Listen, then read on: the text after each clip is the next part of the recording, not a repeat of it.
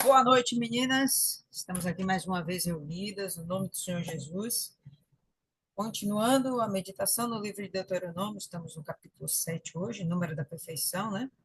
E vamos ver um pouco mais a respeito do que Moisés está ensinando a Israel, para que então eles venham adentrar no Egito, ou no Egito, ó, na terra prometida, e eles venham ter sucesso e vitórias. Sem mais delongas, vamos convidar o Espírito Santo para estar conosco mais essa noite. Senhor nosso Deus, estamos diante da tua presença e te agradecemos por essa oportunidade. Pedimos nesse momento que o Senhor venha alegrar os nossos corações, nos animar, mas também nos acalmar e fazer com que a tua palavra, fazer com que o entendimento da tua palavra venha penetrar na nossa mente de tal forma que jamais possamos esquecer os teus ensinamentos. Que o Senhor venha nos agregar, meu Pai, nos fazer crescer em Ti essa noite. Que o Senhor venha colocar dentro da gente mais da Tua unção. Que o Senhor, meu Pai, venha nos fortalecer. Te peço, Deus, que o Senhor venha fortalecer nosso coração, nossa mente. Fortalece a nossa confiança em Ti. Ainda, Deus, que o mundo venha contra nós e o diabo se levante. Ainda, ainda assim, que tenhamos em nós a confiança de que Tu estás conosco e o Senhor não nos desampararia jamais. Que o Senhor venha nos dar as condições necessárias para podermos continuar nesse mundo firmes, fazendo toda a tua vontade. Pedimos que o Senhor, meu Pai, esteja atento aos nossos clamores, à nossa oração, porque o Senhor é o nosso socorro. É de ti que nós dependemos. Nós estamos aqui completamente dependentes do Senhor. As mãos humanas, as mentes humanas, não são capazes de nos acrescentar um palmo em nossa vida, mas o Senhor pode nos acrescentar tudo, inclusive vida eterna. Então, cuida da gente, porque somos tuas feituras, somos tua criação. Então, que mais essa noite o Senhor venha fortalecer-nos e que as nossas bocas sejam usadas pelo teu Espírito para que possamos falar umas às outras, que não sejamos nós, mas o Senhor usando os nossos lábios. Assim te agradecemos por mais uma meditação e entregamos esses breves minutos em tuas santas mãos. Em nome do Pai, do Filho e do Espírito Santo.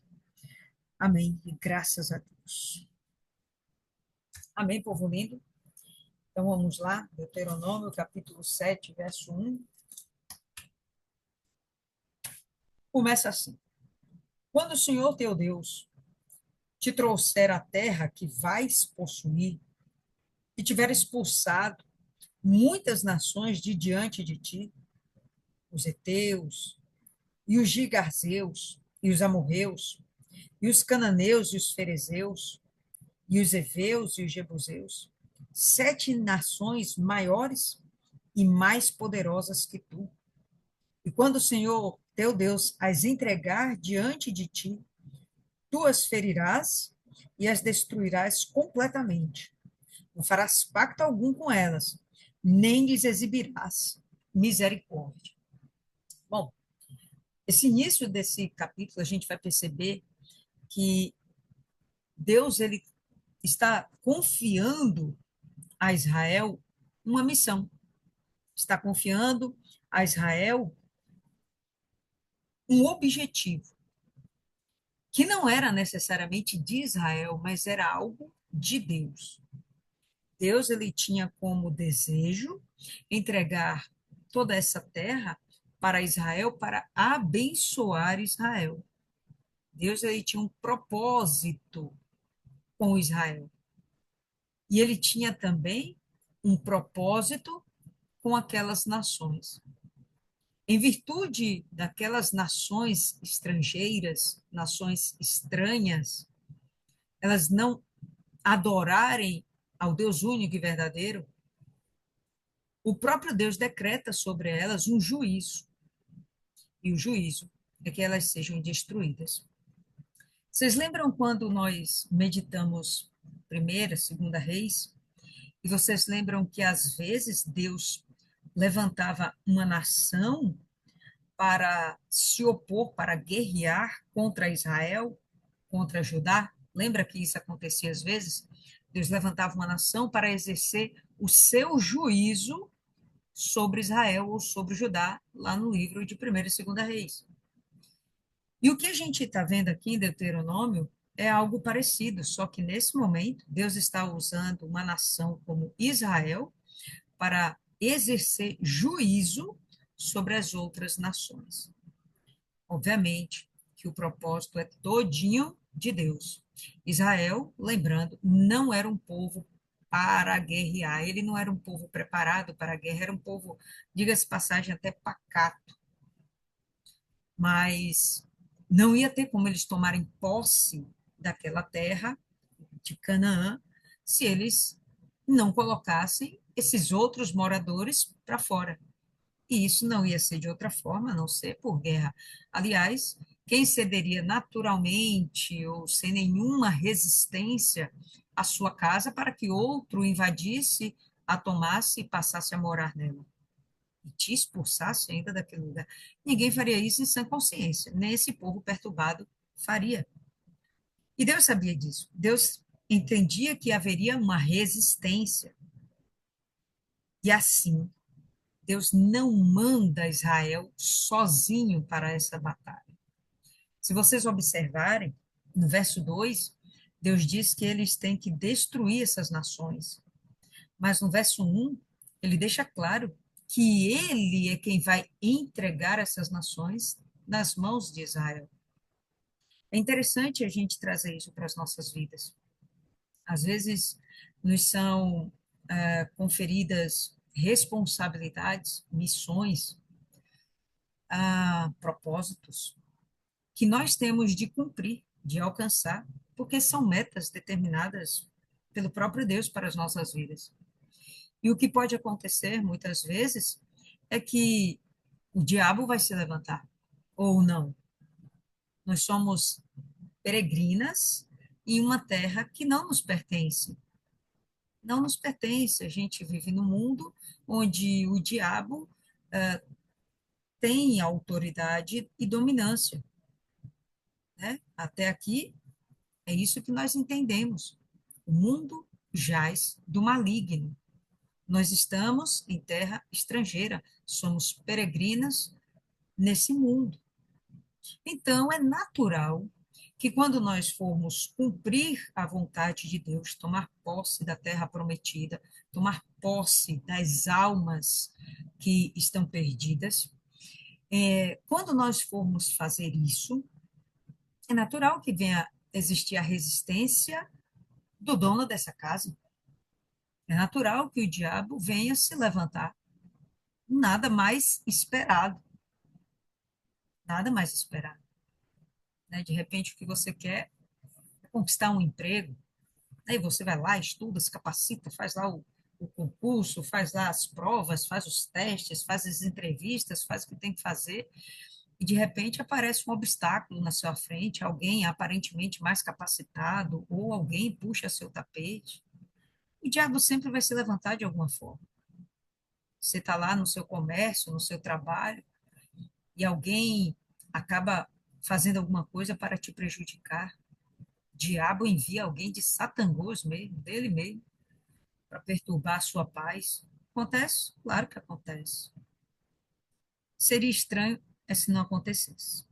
Se não houvesse uma resistência do diabo ao nosso caminhar, na nossa trajetória, é até de se pensar que a gente estaria meio que aliançada com Satanás. Não é não? Como é que a gente invade a casa dele, a gente vai lá e toma das mãos dele e resgatamos de lá e fazemos, restauramos a Deus, coisas que o diabo tomou. Deus nos usa para fazer isso. E aí o diabo vai ficar quietinho e passivo. Primeiro que o diabo vai tentar fazer, primeira coisa que ele vai tentar fazer, trabalhar na nossa mente. Primeira coisa, fazer a gente acreditar que Deus não é com a gente, né? Deus não está indo até o final com a gente. Deus nem começou essa história com a gente. Ou se ele começou, ele nos abandonou no meio do caminho por algum motivo. Deve ser eu que estou em pecado, deve ser eu que não sou liberta. Enfim, pessoal, quando Moisés ele está dando essa orientação para Israel, ele sabe como está Israel, ele sabe a condição de Israel. Não é um povo preparado para fazer guerra. E não porque eles de repente não têm o desejo de entrar naquela terra, porque esse Israel que está sendo aqui formado é um Israel que não é mais escravo. Então não é que eles não tenham desejo de ter uma terra para si, até aqueles vivem em tendas. Isso com certeza deve ser muito complicado. Era muito melhor que eles estivessem vivendo em locais fixos, criando seus filhos, crescendo, né, suas coisas, suas fazendas, seus comércios. Era muito melhor para eles. Então, eles têm alguma disposição dentro de si. Com certeza eles têm, porque Deus vai usar essa disposição que tem dentro da gente, nosso espírito, nosso desejo de fazer a coisa certa, de fazer a vontade de Deus. Mas ele vai deixar aqui claro que Israel não é um povo grande, não é uma nação grande. Pelo contrário, Israel é pequeno. Ele sabe que Israel não tem capacidades, condições físicas, e ainda nem espirituais para chegar àquele objetivo de tomar posse de Canaã. Não sei se vocês conseguem me compreender, mas Deus vai na frente para preparar o caminho. Deus não deixa a gente sozinho. Deus não deixou Israel sozinho. Deus nunca vai desamparar a gente. A gente pode até esquecer disso, que Ele é conosco, mas Ele não deixa de ser com a gente, a não ser que estejamos na prática do pecado, não é nem no pecado, é na prática do pecado. Aí realmente a gente sabe que fecha-se uma janela e Deus vira as costas para a gente. Pô, mas até isso acontecer, muita misericórdia de Deus está rolando por aí. E é o que aconteceu com esse povo. Esse povo, Deus teve muita paciência e misericórdia, os povos estranhos, adoradores de outros deuses. Deus teve paciência durante séculos. Foi durante anos, não, tá? Foi durante séculos. Deus esperou ardentemente que esse povo se endireitasse, se convertesse, se voltasse para ele. Como isso não aconteceu, Deus vai lá e determina o juízo sobre eles, a sentença sobre eles é: vocês vão morrer. E eu vou usar uma nação contra vocês, que é o meu povo eleito, Israel. Hoje, nós estamos vivendo essa mesma história. Só que não estamos aqui para guerrear com carne ou sangue. A nossa luta é completamente espiritual. E se em algum momento a gente deixa de compreender isso, a gente vai perder. Se o diabo fizer a gente entender que as coisas são carnais, que as coisas dependem das nossas forças e das nossas capacidades, a gente vai perder essa guerra. A nossa dependência está no Senhor. Foi o Senhor que nos enviou, então a gente vai confiando de que ele começou essa obra e ele vai concluir. A gente não vai desistir na caminhada, a gente não vai olhar para trás, não vamos retroceder. A gente não vai pedir pinico. A gente vai pedir força a Deus, direção, entendimento, mas a gente vai em frente. O que Moisés quer é que esse povo entenda isso. Então, ó, verso 1 ainda. Quando o Senhor teu Deus te trouxer a terra que vais possuir, então quem está levando esse povo àquele lugar é o próprio Deus. Quando o Senhor teu Deus te levar à terra, os nossos caminhos, hoje, a gente que obedece à vontade de Deus, são dirigidos pelo Espírito Santo. Até onde a gente vai? É o Espírito Santo que está conduzindo. Não duvidemos disso. Quando o Senhor teu Deus te trouxer a terra que vais possuir e tiver expulsado muitas nações diante de ti, Deus terá expulsado. Se Israel vai ter que destruir essas nações, então o trabalho não foi totalmente feito por Deus, mas aquilo que poderia ser um empecilho real para Israel, isso seria quebrado. As forças do inferno, as forças que estavam atuando sobre aquelas outras nações, forças que nós não temos condição de combater, se não for através do Espírito Santo. Então, quando chega o nosso limite, então é que entra a hora de Deus.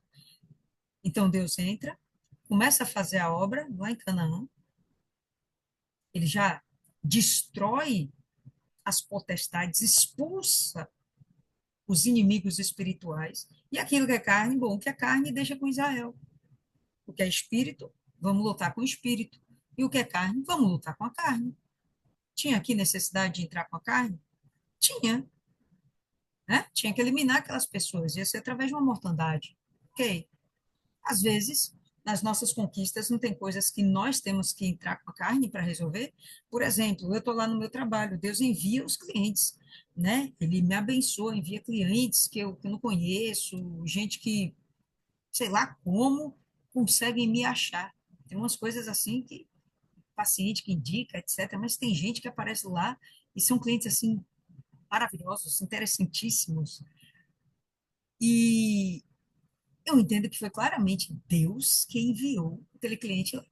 Beleza, mas vai chegar o momento da carne agir. Qual é a carne agindo? Vai ser a minha mão trabalhando, vai ser o meu falar, vai ser a minha capacidade natural, física, entrando em ação para concluir aquela obra que Deus começou. Consegue entender? Então, Deus sempre vai estar fazendo a parte dele para nos abençoar. E normalmente é Ele quem começa a história. Às vezes, até o nosso desejo, é o próprio Deus quem coloca dentro da gente. Até o desejo. É Deus quem coloca. Tem vezes que não, tem vezes que é o nosso desejo mesmo, tá? Mas tem vezes que é o desejo de Deus dentro da gente. A gente sente aquela vontade, aquele ímpeto de realizar algo, fazer algo. E, e Deus vai lá e vai dar condição. Deus vai nos dar condição. O povo, coloca isso dentro da sua cabeça.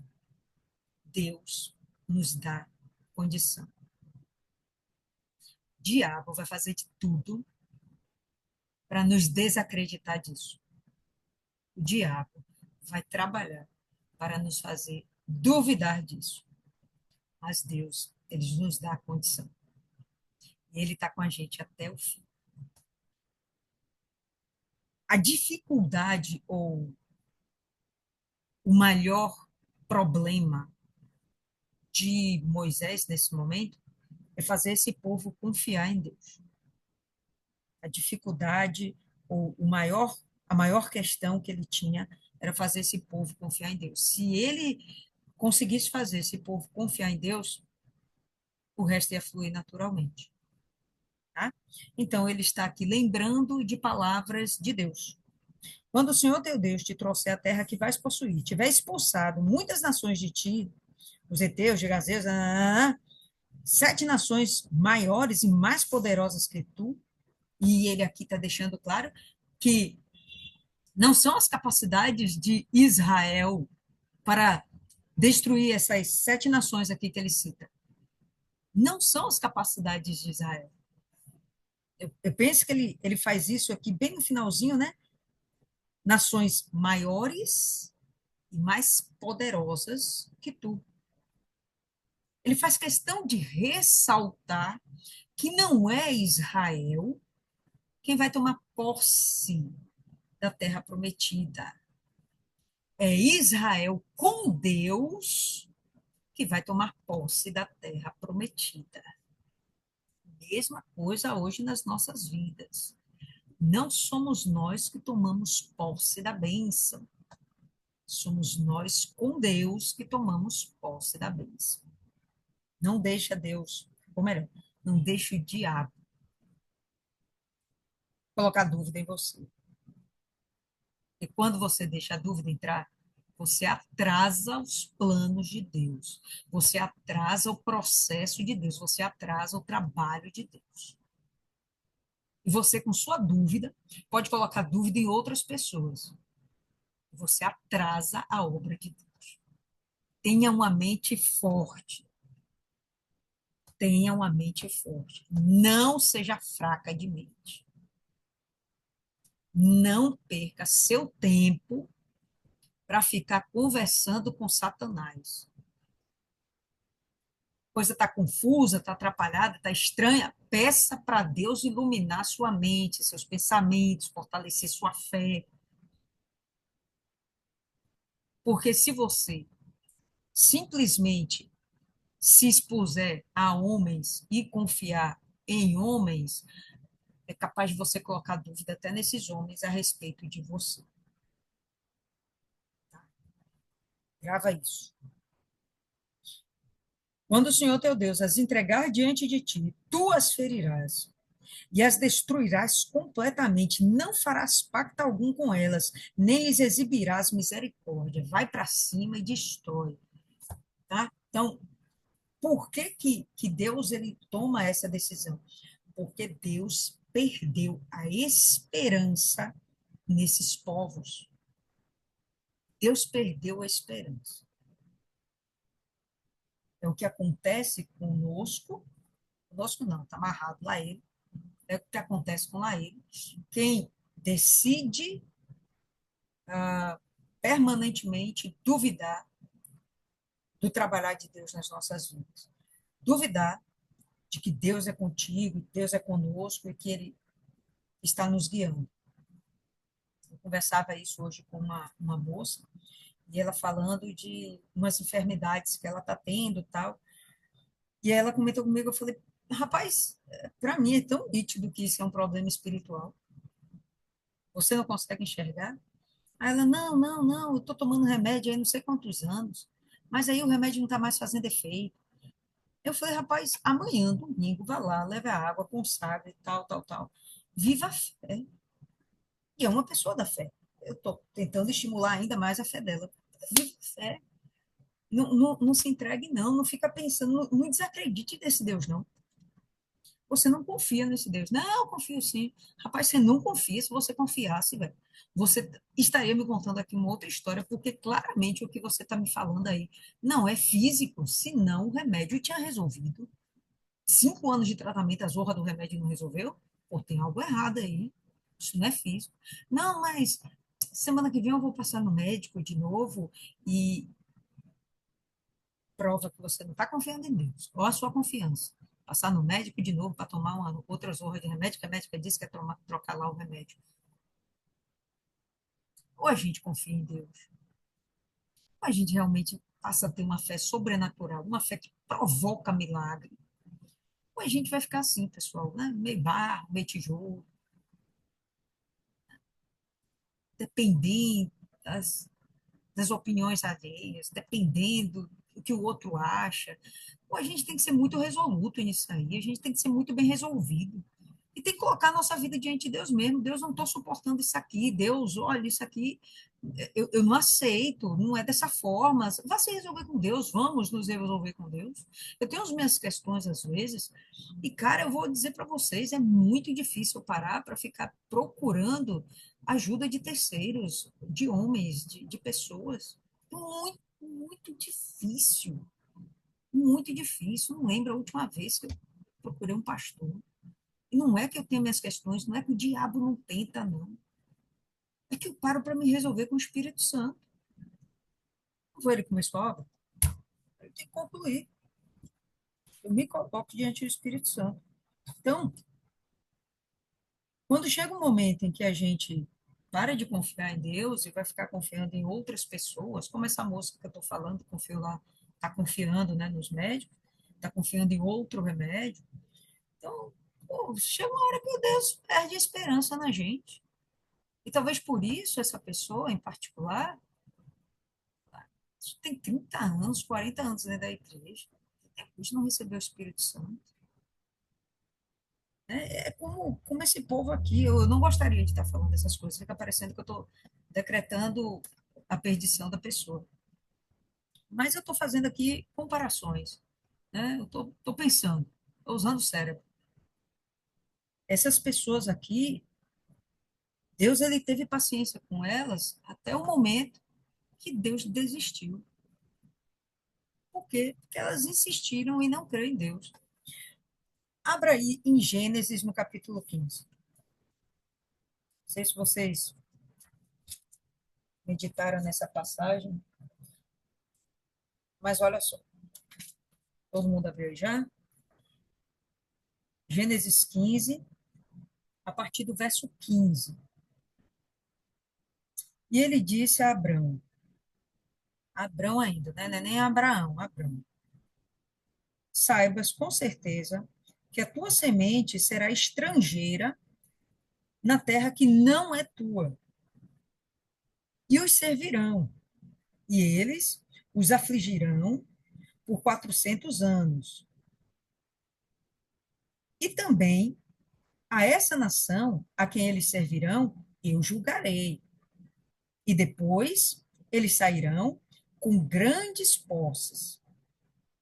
E tu irás aos teus pais em paz, tu serás sepultado em boa velhice. Então, isso aqui é Deus falando com Abrão, e preparando, olha, você vai ter uma nação, né, de você eu vou fazer uma grande nação, essa nação vai ser peregrina, e ela vai se tornar escrava, serva nesse lugar. Claramente ele está falando do Egito. Aí ele está falando, mas você, não, você vai em paz, você vai ser sepultado em boa velhice. Lembra a ideia da velhice ser boa? Não é a velhice doente, uma velhice podre, não, velhice boa, tranquilo, saúde, de boa. Vai morrer de velhice mesmo, vai morrer de creca, não. Tu irás em paz, tá, tá, tá. Mas, na quarta geração, eles virão para cá novamente, pois, grave isso aí, a iniquidade dos amorreus ainda não está completa. Esse texto aí que eu queria pegar. Há um limite, Deus estava dando tempo para os amorreus. Por quê? Porque Deus é algum sádico? Estava brincando com esse povo? Não, rapaz. Deus, ele ainda tinha esperança com esse povo. Que povo? Os amorreus. Povo idólatra, blá, blá, blá, blá, blá, blá. Diga-se passagem, inclusive, Abraão era dos amorreus. Mas isso é outra história, a gente conversa sobre isso depois. Tá? Mas era um povo idólatra. E Deus estava tendo paciência. Deus estava esperando. Quando Deus perdeu a esperança nessas pessoas, ele desistiu. Quando ele desiste, é exatamente isso aí, o que nós estamos vendo agora, volta aí, em Deuteronômio. Quando o Senhor teu Deus as entregar diante de ti, tu as ferirás, as destruirás completamente, não farás pacto algum com eles, nem lhes exibirás misericórdia. Isso é uma coisa que Jesus plantou na gente, é compaixão uns com os outros, né? Que Deus está dizendo, não, tem gente que não dá para ter compaixão, não. Zero misericórdia. Tampouco estabelecerá casamentos com elas. Não darás teu filho a tua filha ao seu filho, nem a sua filha tomarás o teu filho. Ou seja, você não vai se misturar com esses povos, vocês não vão se dar em casamento, vocês não vão fazer alianças. Por quê? Por quê? Por quê?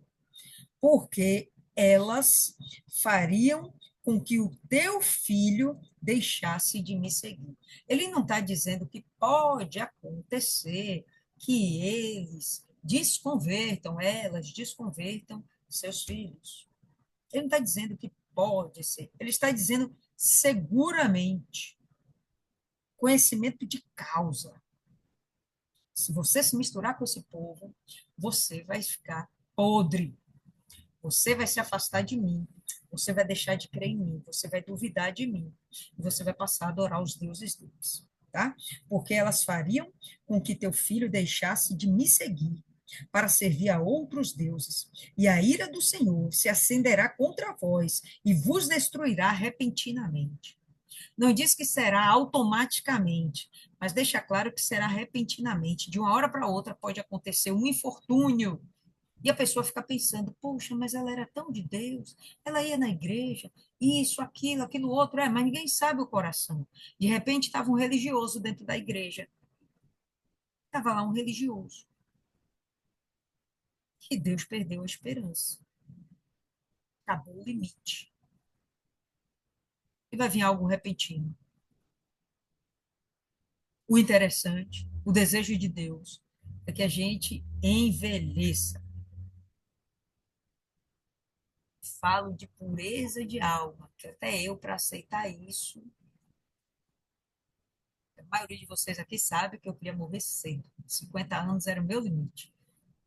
Mas não é a vontade de Deus. Isso até, esse tipo de desejo contraria a vontade de Deus. Deus deve ficar muito chateado comigo quando eu falo essas coisas, quando eu penso essas coisas.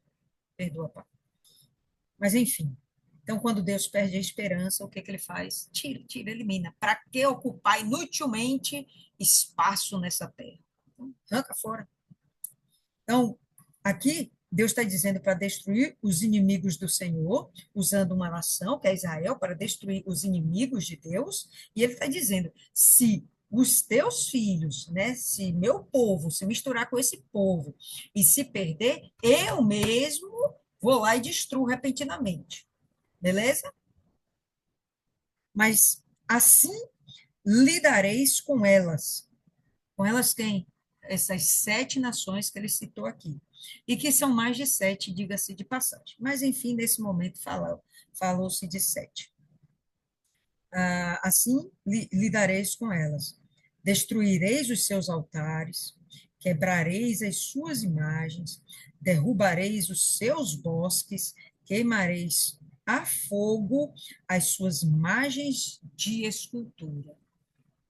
Porque os bosques estão só trazendo aí a memória, refrescando a memória, que a adoração à deusa Aserá era feita nas plantas, nas árvores. E em algumas árvores mesmo, eles desenhavam imagens, esculpiam imagens. Às vezes não esculpiam imagens nas árvores, às vezes só decretavam que aquela árvore era mágica, santa, ou coisa parecida. Eles adoravam a Zerá debaixo dessas árvores com os cultos pervertidos lá deles, né? Então, derruba os bosques. Parece que Deus está sendo perverso, né? Mandando destruir a natureza. Não. Ele está mandando destruir tudo aquilo que estava misturado com idolatria. Queima tudo, apaga a memória dessas pessoas, risca, não deixa sobrar um, para que nem se lembre deles, entendeu? Mata todo mundo e destrói toda forma de idolatria que existia ali. Passa fogo em tudo, destrói, né, para sobrar cinza. Por quê? Porque és um povo santo para o Senhor teu Deus. Não é para eu vejo isso como o zelo de Deus. Não se misture com aquilo que certamente vai te causar prejuízo. Não se misture com aquilo que vai fazer seu coração ficar podre, seus olhos ficarem podres, sua fé ficar podre. Não deixe que nada venha contaminar a sua pureza espiritual, a sua santidade. Deixe que nada venha contaminar. Por quê? Porque você é um povo santo para o Senhor teu Deus. O Senhor teu Deus te escolheu como povo especial para si mesmo, acima de todos os povos que há na face da terra. E quando um judeu lê isso, o cara fica louco, né? Ele se envaidece de um jeito que eles se acham realmente a última bolacha do pacote. Tem direito de se achar, né? Eles realmente são um povo escolhido. Ainda que nesse momento eles estejam vivendo os prenúncios do juízo de Deus, porque não aceitaram Jesus. Bom, és um povo santo para o Senhor teu Deus, o Senhor teu Deus te escolheu como povo especial para si mesmo, acima de todos os povos que há na face da terra. E o Senhor não derramou seu amor sobre vós, nem vos escolheu, porque era mais numeroso do que qualquer outro povo, pois vós ereis menos em número do que todos os povos. Então, o que Deus está querendo dizer é que ele não escolheu, ele não amou Israel, porque Israel era um povo relevante, era um povo de destaque, era uma nação muito forte, era uma nação honrada, digna, uma nação poderosa, rica. Pelo contrário, ele está dizendo que de todas as nações, Israel era a menor. Israel era mais insignificante. Só que foi o povo que ele escolheu. E era insignificante até aqui, porque esse povo estava crescendo. Era um povo que estava sendo formado. Era um bebê, né? Vamos dizer assim, era o bebê de Deus. Ele estava lá, sendo cuidado, preservado, protegido, ensinado, doutrinado, preparado para ser uma grande nação, para se multiplicar de tal forma que ele viesse contaminar todas as nações e fazer com que todas as nações adorassem o Deus de Israel. Através de Israel é que nós hoje temos acesso a Jesus, a salvação, é através de Israel. Infelizmente, Israel ainda não aceitou Jesus, ainda. Mas isso vai acontecer. Então, eles eram os menores, mas Deus os amou primeiro. Não os amou porque eles eram alguma coisa. Deus os amou porque Deus os amou. Deus os escolheu e é isso aí mesmo. Mas, porque o Senhor vos amou, né? Então, por que aconteceu não sei o que, não sei o que? Porque o Senhor vos amou. Porque o Senhor vos amou e porque ele desejava cumprir o juramento que havia jurado aos seus pais. Esse desejava aqui, no hebraico, é como se fosse algo com uma intensidade, é algo ardente dentro de Deus. Um desejo ardente, não é um mero querer, é algo intenso. Deus, ele tinha intensidade, né? Uma coisa realmente muito forte dentro dele de cumprir o que ele prometeu. Isso aponta para o caráter de Deus, a fidelidade de Deus. Se ele prometeu, ele cumpre. Se ele não cumpriu, é porque a gente ainda não creu. Ou existem ainda condições que não foram atingidas por nós para que aquilo se concretizasse. A culpa nunca vai ser de Deus. A promessa ele já fez em todos os sentidos. Em todos os sentidos. Para Israel, para nós. Se não aconteceu ainda, a gente tem que procurar dentro da gente respostas. E é a gente e o Espírito Santo. Normalmente não é a gente e os outros. A gente e os outros. Vai aparecer mais dúvida ainda. É a gente e Deus. Mas porque o Senhor vos amou e porque ele desejava cumprir o juramento que havia jurado aos vossos pais, o Senhor te trouxe com mão forte, não era mão forte de Israel, era mão forte de Deus, com mão forte e te resgatou da casa de servidão, da mão de Faraó, rei do Egito, o que acabamos de ver em Gênesis 15, quando o próprio Deus já tinha dito, olha, sua geração ela vai ser peregrina em uma terra e depois ela vai ser escrava nesse lugar.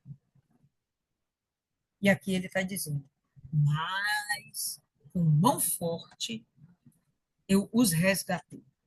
Tirei da casa da servidão, da escravidão. Sabe, portanto, que o Senhor teu Deus, ele é Deus, o Deus fiel, apontando para o caráter de Deus, ressaltando, salientando o caráter de Deus. Então a gente pode duvidar, a gente pode ter medo, a gente pode ser mentiroso, a gente pode ser infiel, mas Deus não. E se a gente confiar nessa fidelidade dele, se a gente confiar no caráter dele, ponto com Deus. Se a gente duvida, chateação de Deus. Ele fica revoltado. Se tem uma coisa que incomoda muito a Deus, é a nossa incredulidade. Sabe, portanto, que o Senhor teu Deus, ele é Deus, o Deus fiel, que guarda o pacto, e essa ideia de guardar é lembrar, Ele não esquece. Ele fez uma promessa, está lá, está guardado. Fazem mais de 470 anos que a promessa foi dada ao próprio Abraão. Eu acho que a essa altura aqui fazem mais de 500 anos, né, esse momento aqui que Moisés está pregando. Fazem mais de 500 anos. E Deus não esqueceu a promessa. Às vezes a gente esquece o que falamos na semana passada. Às vezes tem coisas que a gente fala e esquecemos de um mês para o outro, de um ano para o outro, né? Coisas que falamos quando éramos jovens e a gente esqueceu. Tem gente que jura no altar que vai ficar com o mesmo marido pro resto da vida, já divorciou uma, duas, três vezes. Não, ele é fiel, ele não falha. A gente falha, mas ele não, tá? Então, ele guarda o pacto e a misericórdia com aqueles que o amam. É aqueles que ele ama? Não. A misericórdia é para aqueles que o amam. Essa misericórdia, ele vai falar aqui, que guardam os seus mandamentos por 1000 gerações. Não é que o povo guarda o mandamento por 1000 gerações, é que ele guarda a misericórdia por 1000 gerações daqueles que amam a Deus. Isso é tão forte, isso é tão poderoso, isso é para nos trazer paz. Isso é algo para nos trazer paz, é para nos trazer serenidade, confiança, zero ansiedade, zero preocupação, zero perturbação de mente. Zero, zero, zero. Por quê? Porque a gente é imperfeito, mas ele é fiel e guarda misericórdia, olha, 1000 gerações.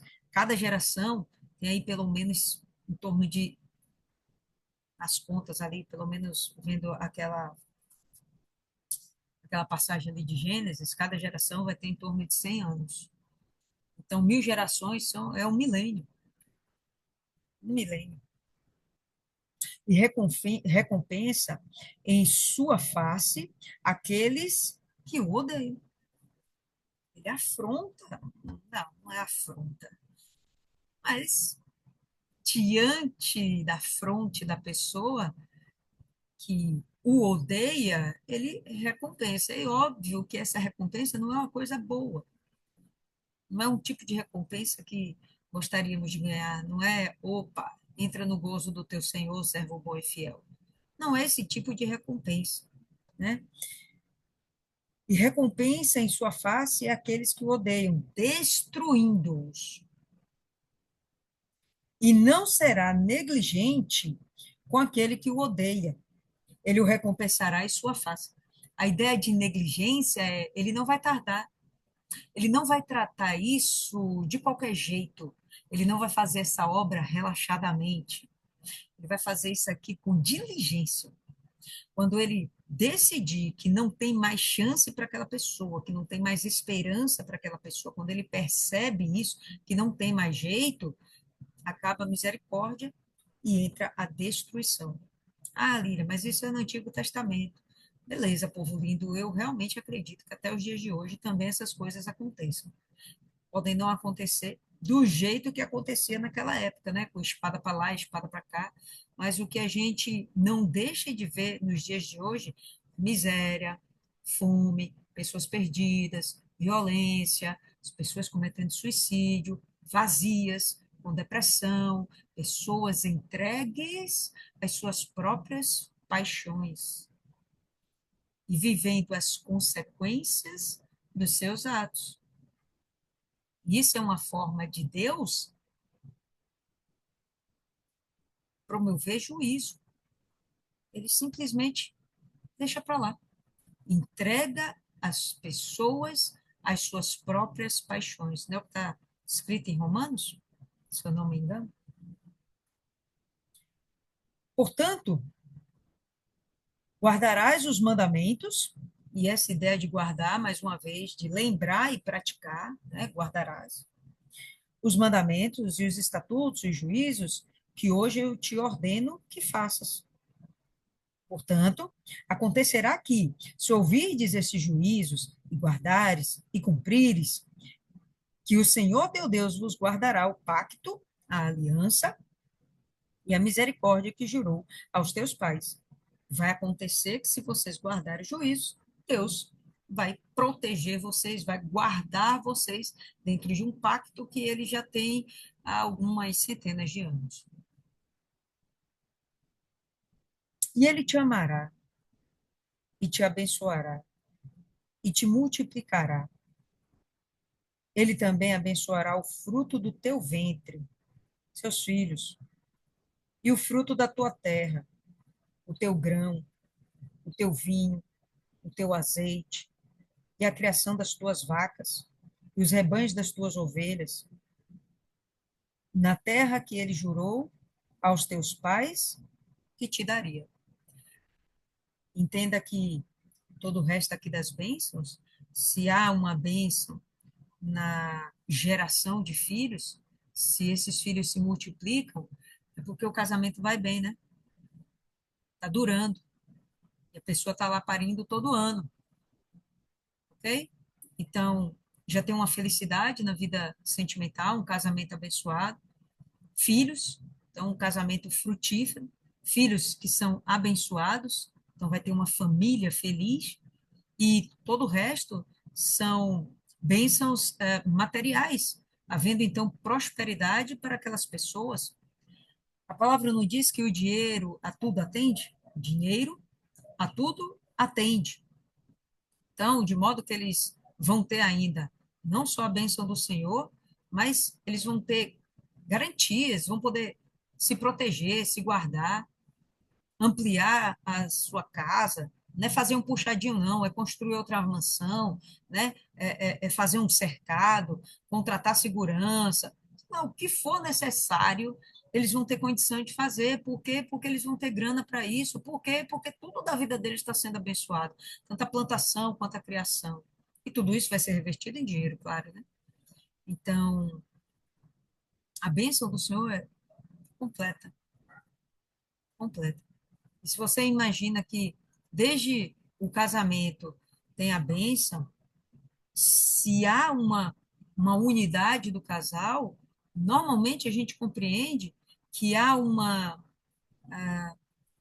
intimidade, há também uma saúde no relacionamento para com Deus. É assim que a gente costuma mensurar, quem vai para a terapia do amor, não é assim que a gente vê? Se o casal está bem, a vida do casal com Deus está bem. E se a vida do casal não está legal, representa que a vida deles com Deus também não está legal. Então, em todos os sentidos aqui, a bênção está perfeita. Comunhão com Deus, satisfação na família, né? Bênçãos materiais, capacidade de ter tudo aquilo que eles precisam. Serás abençoado acima de todos os povos. Não haverá homem ou mulher estéril entre ti, nem entre o teu gado. Não haverá condição de haver coisas infrutíferas. Tudo vai dar certo, tudo vai produzir, tudo vai render, tudo vai ser multiplicado. E o Senhor tirará de ti toda enfermidade. Pô, isso aqui eu acho fortíssimo. E não colocará sobre ti nenhuma das terríveis doenças do Egito que conheceste, mas as porá sobre todos aqueles que te odeiam. É possível que, quando ele fala que as doenças do Egito que conheceste, ou eles vislumbraram, né, eles viram o povo egípcio sendo acometido de enfermidades, ou até mesmo eles tiveram tais e tais enfermidades. Ah, quando Deus ele abre esse espaço para essa promessa, era o que faltava aqui, né? Ele já abençoou a vida sentimental, familiar, financeira, espiritual. Estava faltando aqui só a saúde, não foi? Aí ele está dizendo aqui, ó. O Senhor tirará de ti toda enfermidade. Ainda que tenha alguma enfermidade, Deus vai tirar. Ainda que aconteça alguma enfermidade, Deus vai tirar. E não colocará sobre ti nenhuma das terríveis doenças. Então, não, Deus não deixa a gente ficar doente. Quer dizer, ele deixa a gente ficar doente. Mas não é ele que coloca a doença. Não é ele que coloca a doença. Ele permite? Permite. Mas não porque ele deseja infligir um mal a alguém. E temos respaldo para pensar assim, pelo que meditamos no livro de Jó. Quando a gente percebe que toda Toda mazela, toda desgraça que aconteceu com Jó foi o dedo de Satanás. Com a permissão de Deus, sim, mas foi o dedo de Satanás. Não foi Deus. O Senhor tirará de ti toda enfermidade, confia, e não colocará sobre ti nenhuma das terríveis doenças do Egito que conheceste, mas as porá sobre todos aqueles que te odeiam. E eu tenho visto, às vezes, coisas assim, pessoal, de, de pessoas que já demonstraram algum tipo de desafeto com a gente, e a gente depois observar com doenças, doenças malignas, problemas constantes. E, e a gente fica pensando, pô, a palavra de Deus se cumpre. A palavra de Deus se cumpre. Não tem escrito isso, né? Ai daquele que mexer com um dos meus ungidos. Isso não está escrito dessa forma, não. Mas Deus zela. Deus zela pelos seus ungidos. E consumirás todos os povos que o Senhor teu Deus te entregar. Teus olhos não terão piedade deles, e nem servirás aos teus deuses, pois isso seria uma armadilha para ti. Claramente, se a gente é aquela história da laranja podre, né, no meio de um bilhão de laranjas sãs, boas, saudáveis, aquela laranja podre vai apodrecer, né? A laranja saudável não passa saúde para aquela que já está podre, não tem como. Esse nível de estrago, de podridão, de corrupção, corrupção espiritual, nesse caso, esse tipo de corrupção, ela não, às vezes, não tem mais como voltar atrás. Não tem como. Né? E é o que eu falava também há pouco não, há alguns dias, com uma pessoa também que eu tenho visto que está se tornando alguém religioso. Verdadeiramente não é convertido, mas não está fora da igreja. E isso já tem anos, sei lá, 10 anos, 12 anos. Isso é tempo demais. Você ficar 30 anos na igreja e não receber o Espírito Santo é estranho, porque a vontade de Deus é sermos salados, né?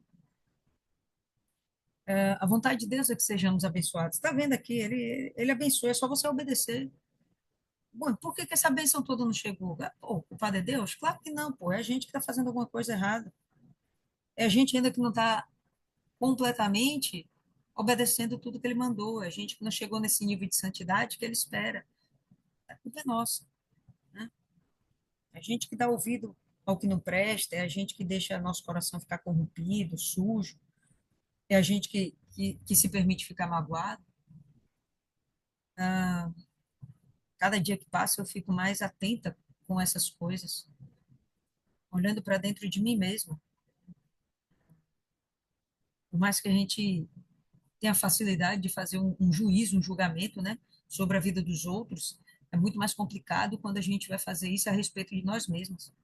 E a gente tem a obrigação de fazer isso, de sermos sinceras com a gente, de olhar para dentro da gente e ver, pô, isso aqui é mágoa. Eu não quero olhar na cara da pessoa, isso é mágoa. Eu não falo com a obreira, eu não falo com o membro, eu não falo com fulano, eu não falo com meu parente. Ou tem alguma coisa errada. Não, é meu parente que não quer falar comigo, tá, tudo bem. Mas você tentou lá falar de novo? Ah, não, já tentei, tá tudo certo. Tem coisas que não dependem da gente, ou que não depende só da gente, depende do outro também. Mas se está no seu poder fazer algo diferente, está no seu poder amar, está no seu poder manifestar esse amor ao próximo, limpa seu coração, pô. Limpa o coração lá da pessoa, tenta, né? Mas não se entrega, não fica rendida ao seu sentimento, ao seu orgulho, à sua vaidade. Ah, não, aquela pessoa me magoou. Não, eu já falei 10 vezes com ela, não me ouviu. Se possível for, tem de paz com todos. É assim? Se disseres em teu coração, estas nações são maiores do que eu, como poderei desapossá-las? Não as temerás, mas te lembrarás do que o Senhor teu Deus fez a Faraó e a todo o Egito. as grandes tentações que os teus olhos viram, e os sinais, e os prodígios, e a mão forte, e o braço estendido, com que Deus, o Senhor, te tirou.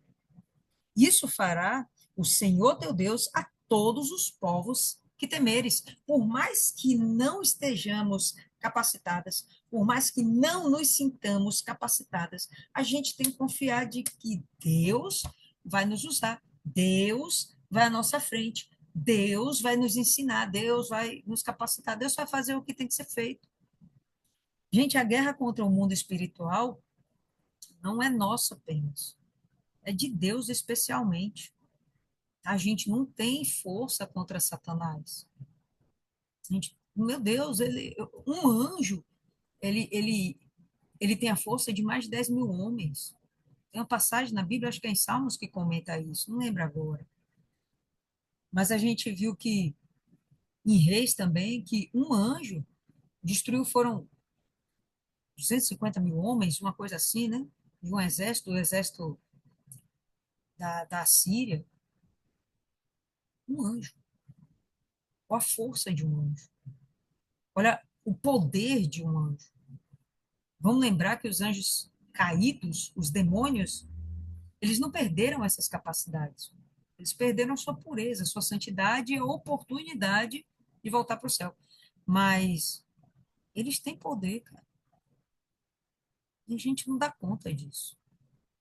Então, a gente sozinho, Deus não é maluco de mandar a gente sozinho para uma guerra espiritual. Deus não é doido. Ele não é burro, ele não é ingênuo, ele não é estúpido. Então, ele vai com a gente. Né? Ele nunca vai deixar a gente só.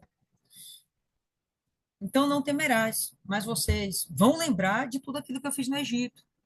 E quando vocês lembrarem, vocês vão entender que quem libertou vocês não foram vocês, que vocês foram, era um povo escravo, era fraco, era menor. Mas eu cheguei lá com minha mão forte e libertei vocês. Então confia que quando vocês estiverem de qualquer outra nação que é mais poderosa, mais forte que vocês, fica tranquilo que eu vou na frente. Eu vou resolver a parada. Então não temerás as grandes tentações, tal, tal, tal. Além disso, o Senhor teu Deus enviará vespões entre eles. Vespas, né? É aquele inseto mesmo.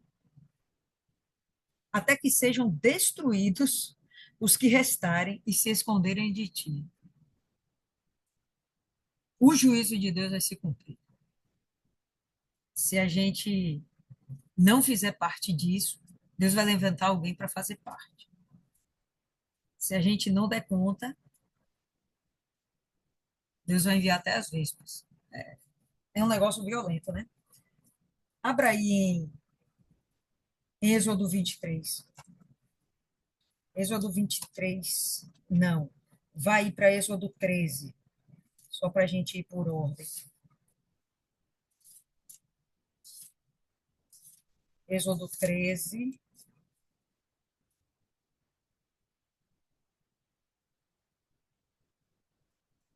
Todo mundo? Êxodo 13, no verso 21. E o Senhor ia adiante deles, de dia numa coluna de nuvem, para conduzi-los pelo caminho. À noite, numa coluna de fogo, para lhes dar luz, para que fossem de dia e de noite. Ele não tirou a coluna de nuvem de dia, nem a coluna de fogo à noite, de diante do povo. Deus estava tirando eles do Egito, eles estavam perambulando pelo deserto, e Deus não estava deixando de ser com eles em momento algum. Né? Foi no início, no meio, e ele está mostrando que aqui no final também está acontecendo a mesma coisa.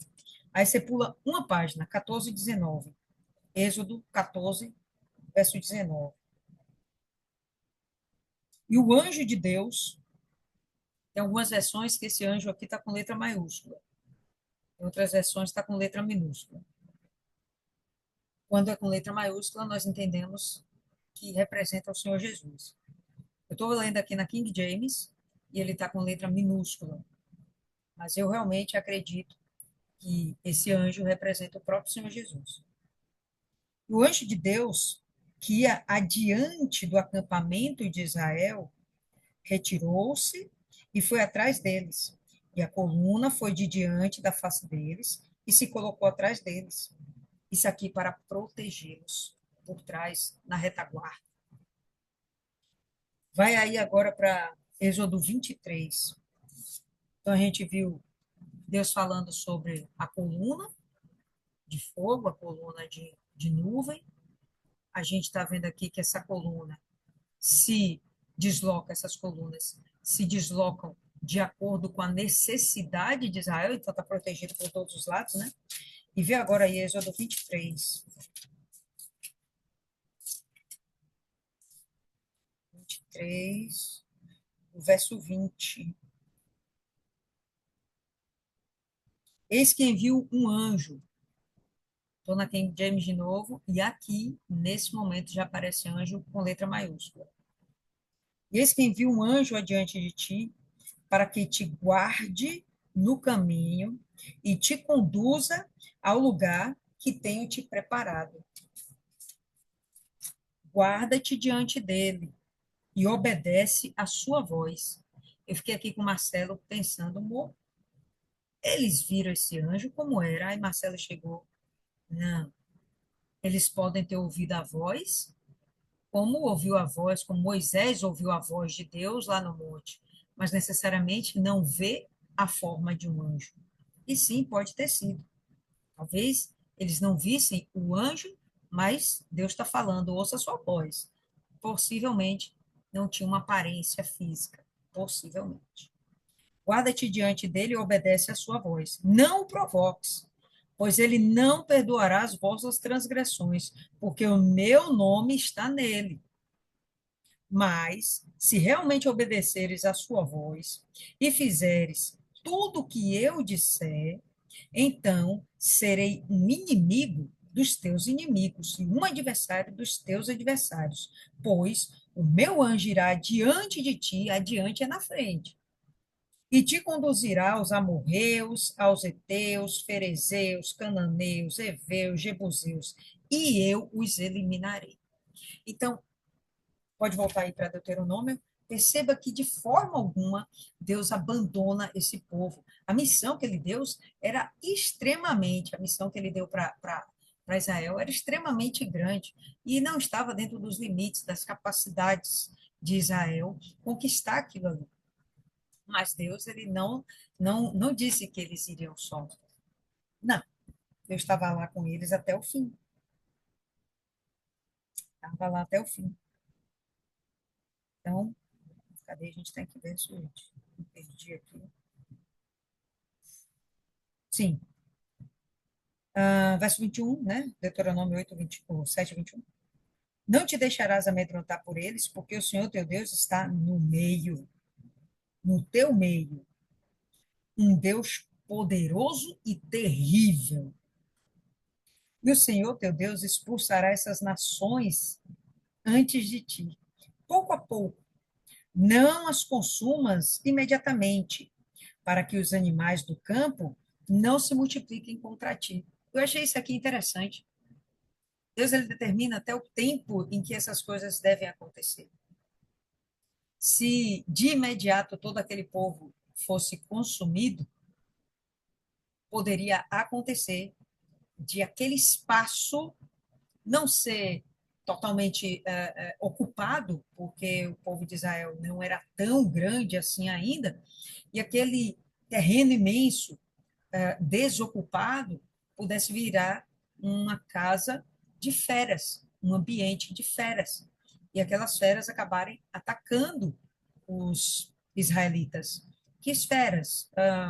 A gente já viu aqui algumas vezes a palavra falar dos leões, falar de ursas, e, bom, eu imagino que lá também poderia haver crocodilos, sei lá, não sei.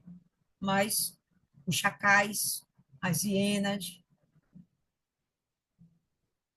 sei mais que animal poderia ter assim, mas Deus, ele prepara esse povo em todos os sentidos. Deus anteviu todas as necessidades que esse povo poderia ter e está preparando para tudo. Então, vão com calma, vão lá, vai matando, vai destruindo, vai devagarzinho, né? Não faz de uma vez só, para que as feras não aconteçam de dominar aquele espaço e prejudicar vocês. Não, aí vocês vão crescendo, vão ocupando aquilo ali. Então vamos lá. Mas o Senhor teu Deus as entregará a ti e as destruirá com grande destruição, até que sejam destruídas, e entregará os seus reis na tua mão, e destruirás seu nome de debaixo dos céus. Não haverá homem capaz de ficar de pé diante de ti, até que tu os tenha destruídos. Os reis eram os símbolos máximos de uma nação. Quando o rei era destruído, a nação ficava perdida. A mesma coisa, né? Se o pastor é morto, as ovelhas ficam perdidas, né? O rebanho fica perdido, fica sem rumo, sem direção, desprotegido. Era a mesma história, quer dizer, a mesma, né? Muito parecida essa história. As imagens de escultura de seus deuses queimarás com fogo. Não desejarás a prata ou o ouro que tiver nelas, nem os tomará para ti, para que não te sirvam de armadilha. E aquela prata, aquele ouro, aquelas imagens fundidas com aqueles metais preciosos, poderiam servir de armadilha. Dali começar a gerar arrogância, avareza, apego às coisas materiais, como também vai que ele está lá com aquele negócio bonito, brilhoso, né? Nossa, que peça linda. E eles criam desejo de ficar com aquilo, e de repente está lá eles cultuando aquele bicho, aquela coisa, aquela obra de mãos humanas, né? Então, destrói tudo para que não te sirvam de armadilha, porque é uma abominação para o Senhor teu Deus. Em outras versões fala que é uma maldição, coisa maldita é. Tampouco trarás uma abominação para a tua casa, para que não sejas uma coisa amaldiçoada como ela, mas a detestarás completamente e abominarás completamente, porque é uma coisa amaldiçoada. Não há uma brecha mínima, uma justificativa qualquer que permitisse Israel se envolver com idolatria. Mesma coisa para os nossos dias. É o primeiro mandamento de Deus, é justamente falar que não era para fazer imagens, não era para ter outros deuses diante dele, não era para, né, a gente costuma falar, né, amarás o teu Deus acima de todas as coisas. Não, isso é o resumo da lei que Jesus emite, né, que ele enuncia. Mas dentro do decálogo, não terás outros deuses diante de mim, não farás imagens de escultura. É o primeiro mandamento. Então, vai lá e resolve isso aí. Antes de mais nada, resolve isso aí. A primeira ordem que eu te dou. Tire a impureza espiritual do seu meio. Tire a impureza espiritual do seu meio. Depois o resto é acréscimo. Certo? Então, pessoal, a gente tem 12 minutinhos ainda para conversar. Queria ouvir a opinião de vocês. Começar aqui, deixa eu ver, Rosa Pereira.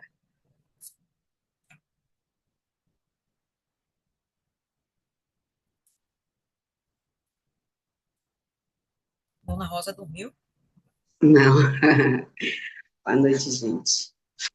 Bom, esse capítulo, ele me reportou vários momentos que eu tive na minha vida, né? E o quanto é importante a gente obedecer a Deus e estar na presença dele 100%, que eu digo que tem que estar 100%, né? A gente viu aí a dificuldade de Moisés, né? De fazer esse povo confiar. E às vezes eu fico me perguntando assim, poxa, Deus tirou esse povo da escravidão, de coisas horrendas que eles viviam, né? E eles, de repente, se voltaram, né? Esqueceram de tudo que viveu lá e quis até voltar aquilo lá de trás, né? Questionou muitas vezes Moisés, questionou muitas vezes Deus. E decepcionou também, né, Deus e a Moisés. E a luta de Moisés foi muito grande, né? E aí a gente vê nesse capítulo o quanto Deus ele é fiel, o quanto Deus ele é protetor, o quanto ele nos ama e quando ele nos ama, ele coloca toda a força, ele coloca tudo para nos proteger, para nos salvar. É algo tão maravilhoso, tão lindo, né? E aí enquanto você estava falando aí, eu estava vivenciando algumas coisas que passou na minha vida, né? No meio profissional, no meio familiar, o quanto Deus ele me defendeu em alguns momentos e aquilo impactou demais na minha vida e foi a partir daí que cada vez mais a minha confiança em Deus ela foi crescendo de tal forma, a minha fé nele foi crescendo e eu fui vendo. Eu sempre falo assim, porque assim, às vezes a gente ouve, né, as pregações, não, você não pode voltar para trás, lá no seu passado. Mas eu acho, às vezes, que é primordial você voltar lá para você lembrar de onde foi que Deus te tirou. Olha o que ele fez na sua vida, olha a mudança que aconteceu em você e aconteceu na sua vida, principalmente na sua vida espiritual. Eu tive um momento numa empresa que eu trabalhei, em que eu entrei, que foi muito difícil para mim, porque era uma empresa dividida, metade era candomblessista, metade era espírita, a outra parte era, se dizia cristã, até levava a igreja para dentro da fábrica, fazia pregações, mas tinha algo que me incomodava ali, porque eu não via muito aquele Deus naquelas pregações que tinha, eu via mais um interesse. Eu vou orar aqui porque eu preciso que minha empresa cresça, eu preciso prosperar. Era como se fosse uma troca, eu sentia isso muito forte. E aí, em um determinado momento, eu fui convidada para trabalhar na parte da gerência de logística, e como era uma fábrica grande, eu tive que dividir os setores, né? Na realidade, eu tive que compor uma nova cultura dentro da fábrica e dividir em duas fábricas. Não foi fácil. Foi muito difícil porque eu era mulher e eu não fui bem aceita porque eu era mulher, né? E a parte de logística só trabalha homens. E aí você sabe que homem diz assim: ah, a mulher vai mandar em mim. E aí, então, para mim, eu já peguei já um paredão ali, né? E aí eu fui, chamei por Deus, eu sempre coloquei ele na frente de tudo na minha vida. Eu disse, Senhor, se o Senhor me colocou aqui, eu, eu sozinha não tenho essa capacidade. Então, o Senhor tem que estar na minha frente, porque é o Senhor que vai construir junto comigo. E aí ele me deu todo o respaldo, ele me deu direção, ele me deu estratégia.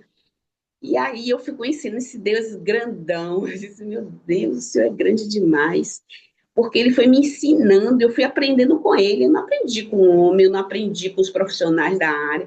Eu aprendi diretamente com ele. Vai por aqui, vem por aqui, faz assim, faz assim. E aí eu fui aprendendo e fui vendo a importância de a gente trazer Deus para dentro de tudo que a gente faz. E eu aí me lancei dentro desse setor e eu todos os dias eu levantava oração antes de começar a trabalhar. E aí tinha aquele povo rebelde e tal, né, que não queria a oração, oração sim. Vamos orar, vamos começar orando, buscando Deus primeiro, na frente, que aqui é guerra, meu filho, então bora.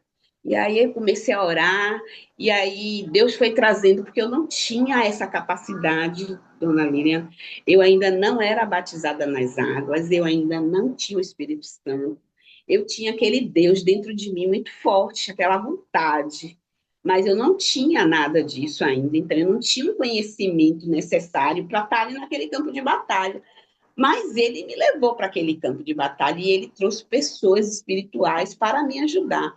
Então, ele levava pastor, ele levou bispo, ele levou missionária, E eu achava aquilo assim, como eu fico observando demais, sou muito observadora, e eu acho que tudo na vida da gente tem um propósito. Eu sempre pensei assim, tudo que acontece conosco, de bom e de ruim, Deus está ali. Ele está ali construindo alguma coisa. E eu ficava naquilo, naquele burburinho de tem uma construção de Deus aqui. E aí, a partir dali, ele foi me mostrando o caminho de tudo e ele foi me protegendo, porque ele sabia que eu não tinha ainda o que eu necessitava para me defender, então ele mandava as pessoas.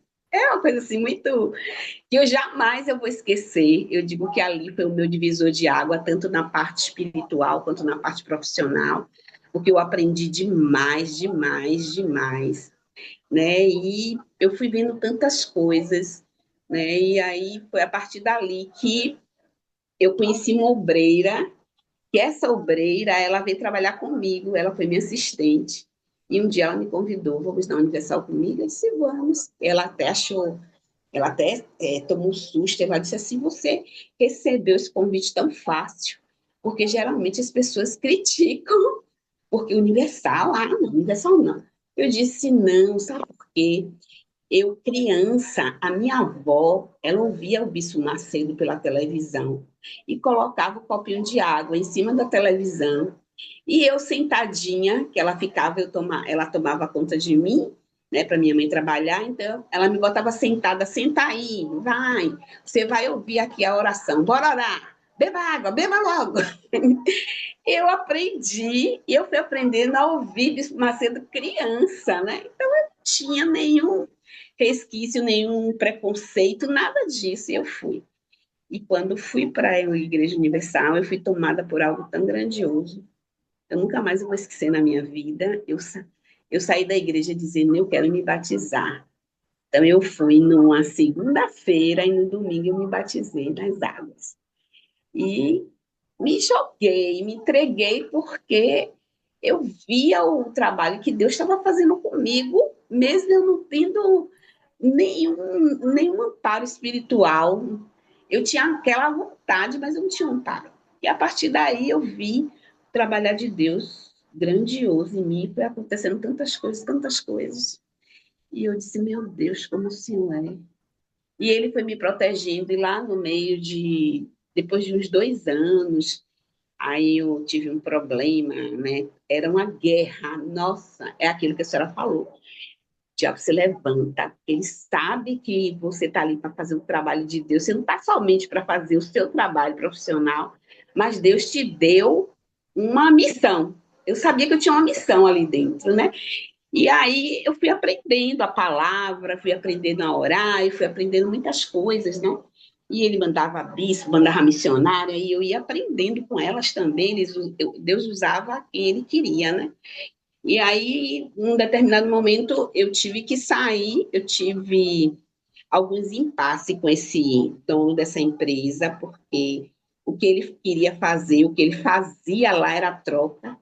Ele achava que ele ia levar a igreja para lá para dentro, e a partir de ele levar a igreja, Deus ia abrir tudo para ele, né? E aí eu disse assim, meu Deus, esse homem está fazendo tudo errado, e a gente sabia que ele ia para os bares, tomava cachaça, separava da mulher, fazia muitas coisas erradas, e quando chegava durante a semana, ele abria um culto e orava e buscava, e disse, gente. E eu assistia tudo aquilo ali, mas eu sempre pensando assim, meu Deus, é, entra nessa alma, modifica, transforma ele, para ele ver, né? E o tempo que eu passei lá, Deus teve tanta prosperidade nessa empresa, e de repente ele fez uma proposta horrorosa para mim, de eu continuar na gerência, mas fazer parte agora de um comercial de insumo, de compra de insumos, virar compradora com a minha carteira assinada como gerente. Aí eu disse assim, eu não vou ficar aqui não. Eu disse assim, aí ele disse, ah, porque eu devo favor a uma pessoa, eu vou botar ele no seu cargo, mas eu quero que você fique aqui. Eu disse assim, não, eu não vou ficar. Eu conversei com Deus primeiro. Eu disse, não, não vou ficar, porque eu não vou andar que nem caranguejo para trás. Eu não ando para trás. Eu não ando para trás. Eu sou filha do Senhor. Eu não ando para trás, não. Eu posso passar todas as minhas provações, mas o Deus que eu sirvo, ele é um Deus grande. Eu tenho que confiar nele e eu não vou andar para trás de jeito nenhum. Eu não vou. Eu sei o quanto foi difícil fazer a faculdade, o quanto foi difícil pagar minha faculdade. Eu vendia lanche na faculdade, eu vendia cafezinho para pagar minha faculdade. Eu sofri demais para me formar e Deus me deu todo esse sacrifício que eu fiz, Deus me honrou. Eu não vou voltar para trás. Eu pedi sair. Eu saí. A senhora acredita que todas as vezes eu abri a Bíblia para ler, eu sempre, de noite, antes de dormir, eu abria a Bíblia, Senhor, me dá uma palavra, que ficava assim naquela preocupação, disse, meu Deus, como é que eu vou agora fazer? Eu me lancei e agora?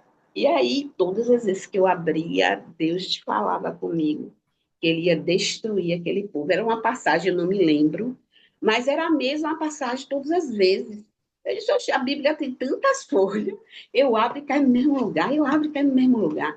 Eu vou destruir aquele povo." E aí eu me ajoelhei, Senhor, não faz isso não. Não, não destrói, não, porque é uma fábrica que tem muita gente que trabalha e que precisa daquele trabalho, que são pessoas necessitadas. Eu fui pelas pessoas que trabalhavam e não por ele, o dono da empresa. E aí, pronto, eu passei um deserto. Ah, mas esse deserto eu agradeço muito a Deus, porque esse deserto me transformou, me transformou. Eu sabia que ele estava fazendo uma transformação em mim, que eu tinha que passar por isso. E aí lá um dia encontrei desculpe, estou falando demais, mas acho que é um testemunho que vale a pena você ouvir. Só para você entender esse Deus grande aqui, que foi falado nesse capítulo. E aí encontrei o sobrinho dele, da Igreja Universal. E aí ele falou assim, eu queria muito te ver. Eu disse, por quê? Ele disse, porque depois que você saiu da fábrica, a fábrica se destruiu. Eu, como assim? Ele disse, a gente foi quase à falência. Meu tio entrou em depressão, tentou se matar. Eu disse, misericórdia. Aí ele falou assim, e, mas de repente veio do nada uma fusão com outra empresa para reerguer a empresa. E aí a gente conseguiu reerguer. Mas você lembra do Bispo Cavalcante? Ele se lembra. O Bispo Cavalcante chamou ele e disse assim, você tirou Rosa daqui, e Rosa era uma atalaia que Deus colocou aqui. Você tirou. E por isso que você está vivendo tudo isso. Aí eu não me glorio nisso, entendeu? Porque eu digo assim, eu sou um pó. Mas hoje, com esse capítulo daqui, Deus me trouxe tudo isso de volta e fez eu entender que, para a gente entender o quanto Deus, quando a gente obedece, quando a gente é dele, quando a gente faz as vontades dele, o quanto ele é generoso com a gente, o quanto ele cuida de nós. E tem aqui essa passagem que os inimigos dele, os nossos inimigos, se transformam no inimigo dele. Eu disse, isso veio assim, caiu tudo aqui assim em mim. Eu disse, meu Deus, como Deus é. O amor de Deus por nós é algo grandioso. A gente tem que confiar nele, acreditar nele, mesmo que, eu sempre digo, mesmo que caia todo o teto em cima da nossa cabeça, Deus está lá. Ele tem propósito. Tem algo que ele está fazendo ali e que às vezes no meio daquela guerra vai surgir uma bênção gigantesca, entendeu? E ele está ali te amparando e muitas vezes o crente, o cristão desiste no momento de receber, porque está no meio da guerra, vai fazer não, começa a chorar, ouvindo as vozes que vêm, pessoas que o diabo usa para te tirar da direção. Então a gente tem que entender a grandiosidade desse Deus. E foi aí que nesse capítulo eu me lembrei de tantas coisas que passei na minha vida e eu só tenho a agradecer a ele. Desculpe de ter falado demais, mas eu acho que é um testemunho que vale muito a pena a gente ouvir. E foi isso. Valeu, dona Rosa, o compartilhamento aí. Não, o testemunho foi forte. E realmente retrata isso aí que nós vimos aqui. Deus é com a gente, pessoal. Não duvida. Não duvida. Mas nosso tempo ficou um pouquinho extrapolado. Vou pedir aí só para dona Ana fazer a oração final e a gente se encontra novamente na próxima meditação. Dona Ana, tá aí ou dormiu, dona Ana? A senhora não dorme, a senhora é uma máquina. Durma hoje não, para não vergonhar a gente. Boa noite. Ui. Ai, Senhor. Meu Deus, em nome do Senhor Jesus, aqui reunidas, meu Pai, neste momento de meditação, para buscarmos o entendimento, meu Pai, e conhecermos a Tua vontade, Senhor. Eu peço ao Senhor, meu Pai, que nos capacite, nos dê inteligência espiritual, meu Pai.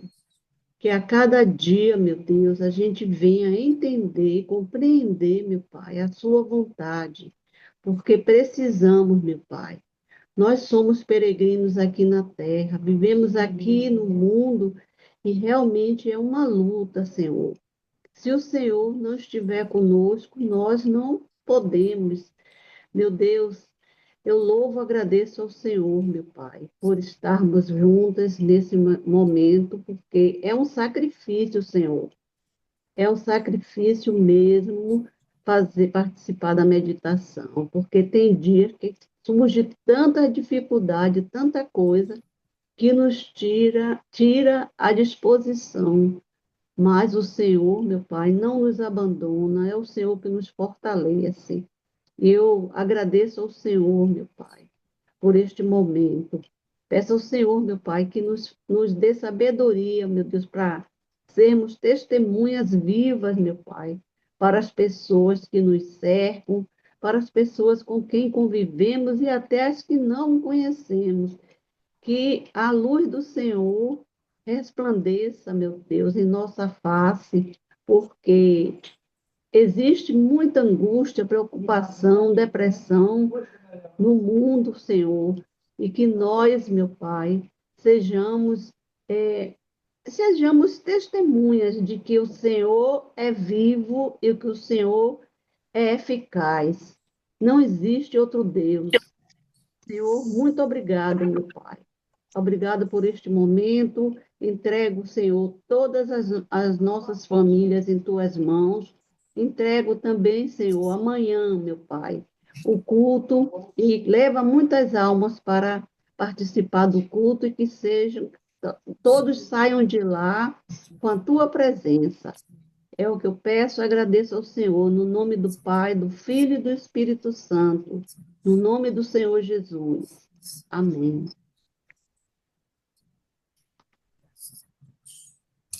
Amém, povo lindo.